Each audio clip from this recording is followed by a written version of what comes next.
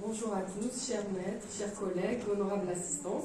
Pour ma part, je vais vous présenter une étude qui porte sur l'évaluation comparative des tests anti-CCB pour le diagnostic de la polyarthrite rhumatoïde. Donc nous avons évalué deux tests.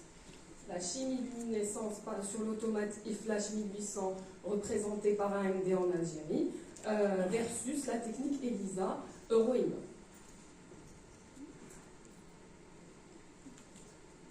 Je vais commencer par une petite introduction. Donc, la polyarthrite rhumatoïde est le plus fréquent des rhumatismes inflammatoires chroniques.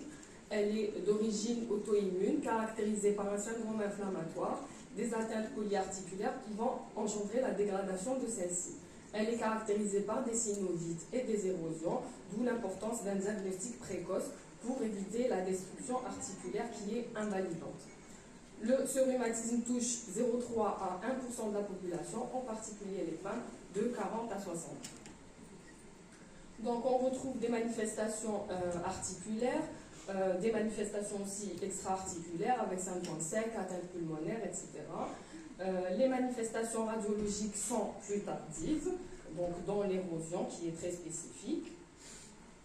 En ce qui concerne les anomalies biologiques, donc on retrouve un syndrome inflammatoire qui est présent dans 90% des cas, parfois une anémie modérée, donc d'origine inflammatoire. En immunologie, les auto-anticorps associés, on a le facteur rhumatoïde qui a une valeur diagnostique et pronostique, une spécificité à 85%, de 85 à 95% et une sensibilité allant jusqu'à 80%. Et bien sûr, les anti-CCP qui sont très spécifiques et qui ont une valeur donc, diagnostique et une sensibilité pouvant aller jusqu'à 83%. Autres auto-anticorps retrouvés dans la polyarthrite rhumatoïde, on retrouve les anticorps antinucléaires, les FAN, qui sont présents dans 15 à 30% des cas. Ils sont généralement de titre faible et en général sensibles antigéniques identifiés. Ici, on reprend les critères de classification de l'APR de la CRE-LAB de 2010 et on voit ici, à côté de l'atteinte articulaire, donc la sérologie, les auto-anticorps qui ont un score jusqu'à 3 points, donc avec le score de PR qui est établi à partir d'un score de 6 points. Donc ici, on voit que le taux aussi des anticorps, donc facteur rhumatoïde ou ACPA, anticorps antiprotéines citrulinées, donc le taux va influer ce score. On a 2 points pour une positivité de 1 à 3 fois la normale et 3 points pour une positivité supérieure à 3 fois la normale. Et bien sûr les autres critères, la chronicité et le syndrome inflammatoire. Donc comme vous l'avez vu, sur les critères diagnostiques, critères de classification, on n'a pas parlé d'anti-CCP, on a parlé d'ACPA.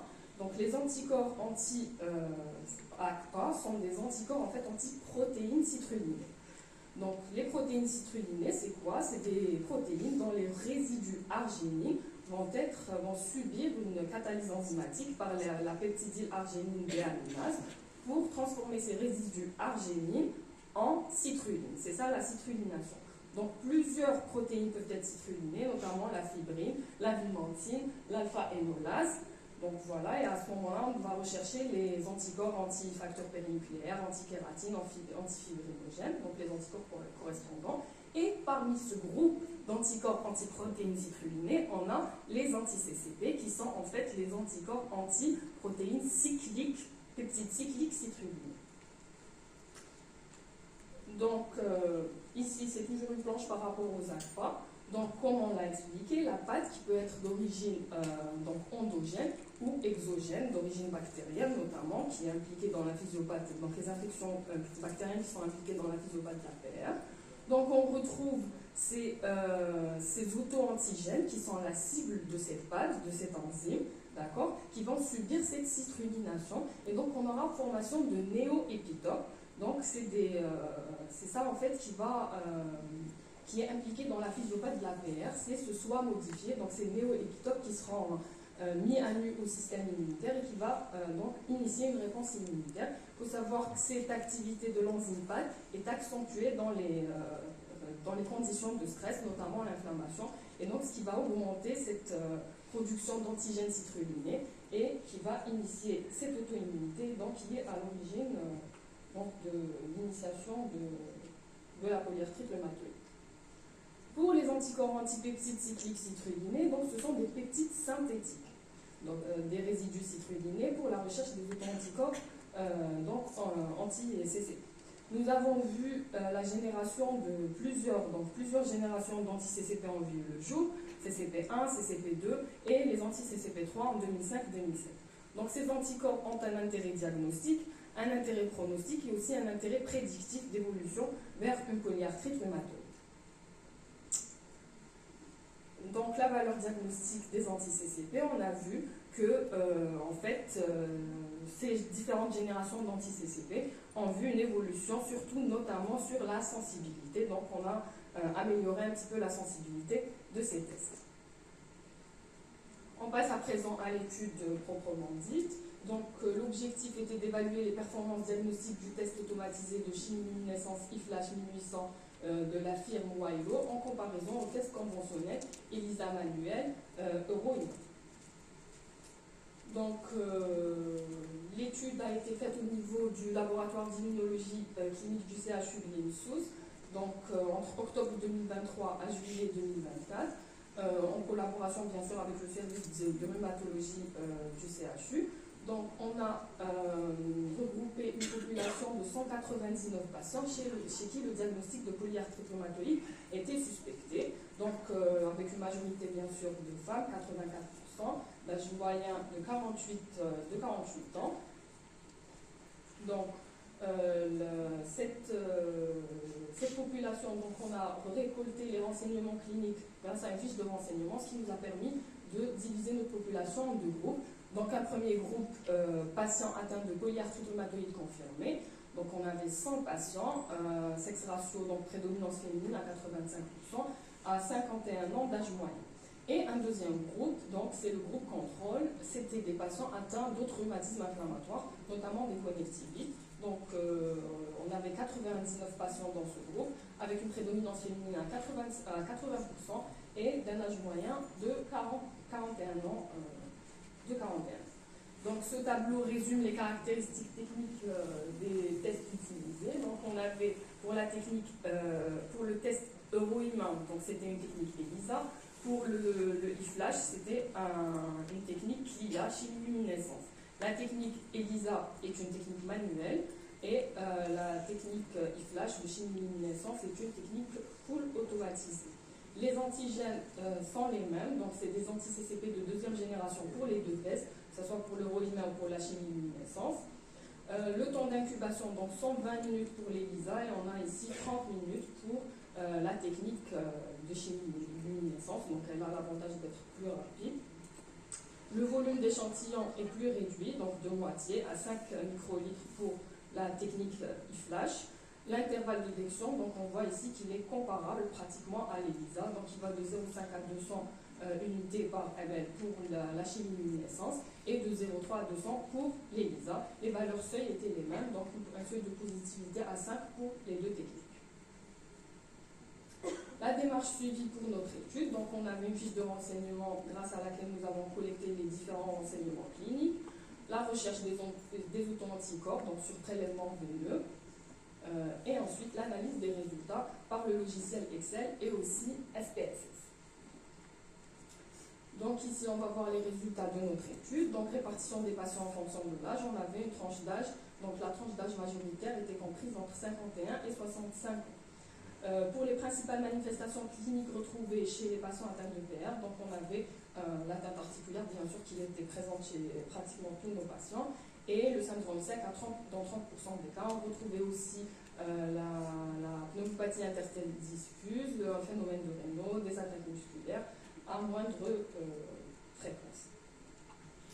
Donc ici, on voit la prévalence des auto-anticorps anti-CCP dans les deux techniques en fonction de la pathologie. On a retrouvé donc 88% de positifs parmi les patients atteints de PR pour l'ELISA, contre 76% de positifs pour la technique eFlash.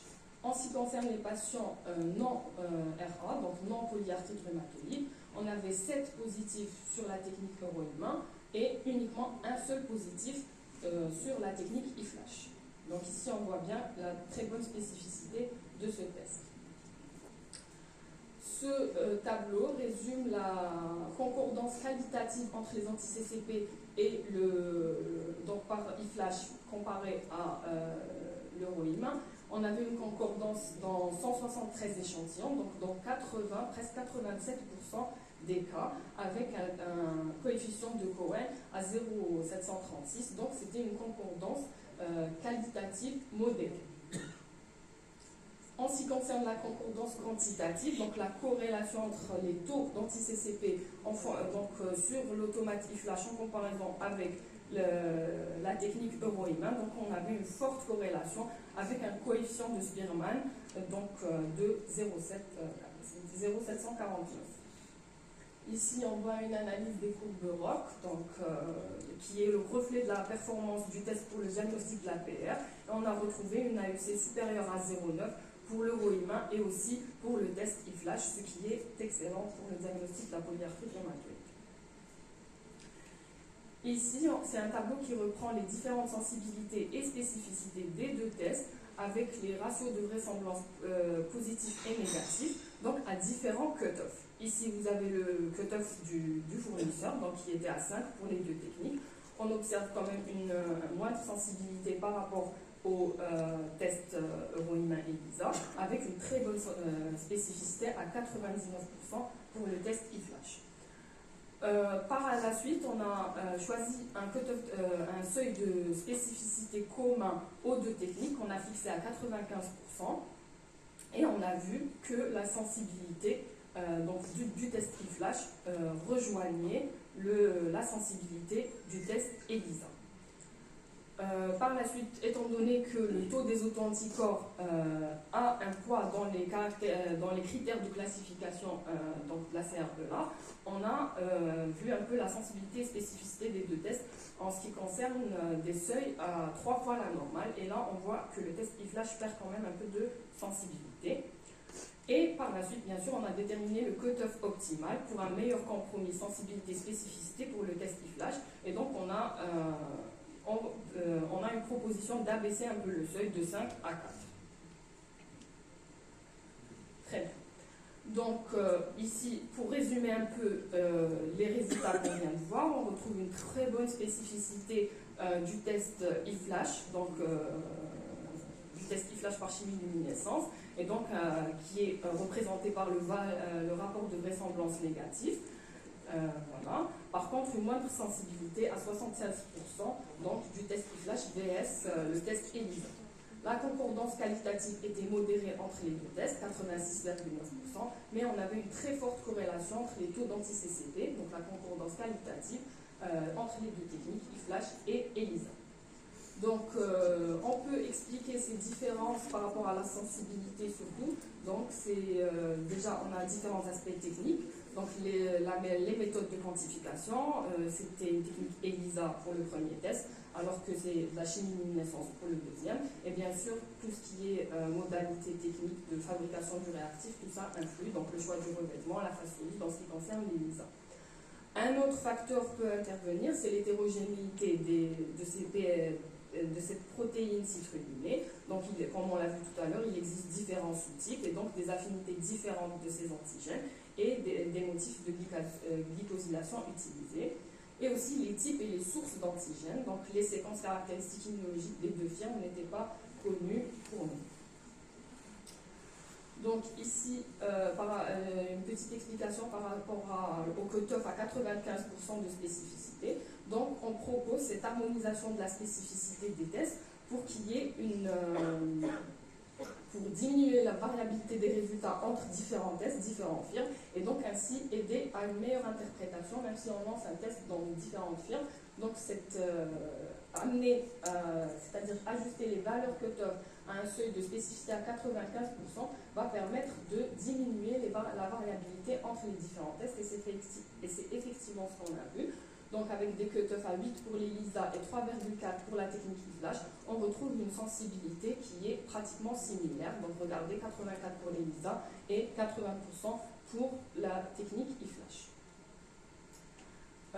En ce qui concerne les performances diagnostiques aux valeurs cut-off optimales, comme on l'a vu tout à l'heure, le fait d'abaisser un petit peu le cutoff à 4, va permettre d'améliorer la sensibilité de 3% du test e-flash et sans perte de spécificité qui reste pratiquement à 97%.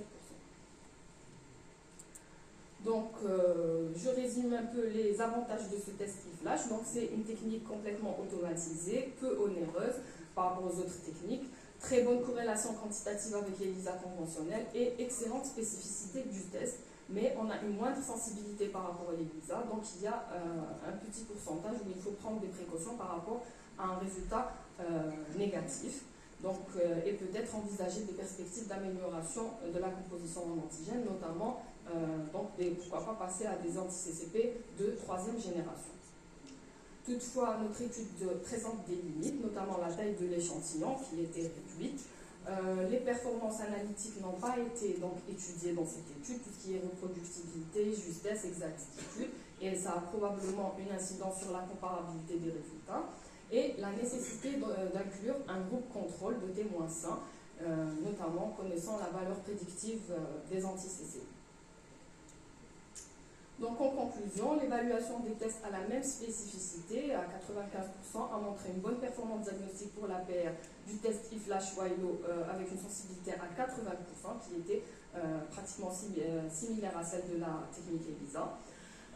Il faut aussi souligner que chaque laboratoire devrait établir ses propres valeurs seuil pour chaque nouveau test implanté dans nos laboratoires, donc, car ces valeurs sont tributaires de la population locale. Enfin, malgré la grande sensibilité des techniques mises à notre disposition pour la mesure des anticorps antiprotéines citrulinées, il demeure des patients PR séronégatifs et donc utilité de rechercher peut-être de nouveaux marqueurs dans la polyarthrite rhumatoïde. Et je vous remercie.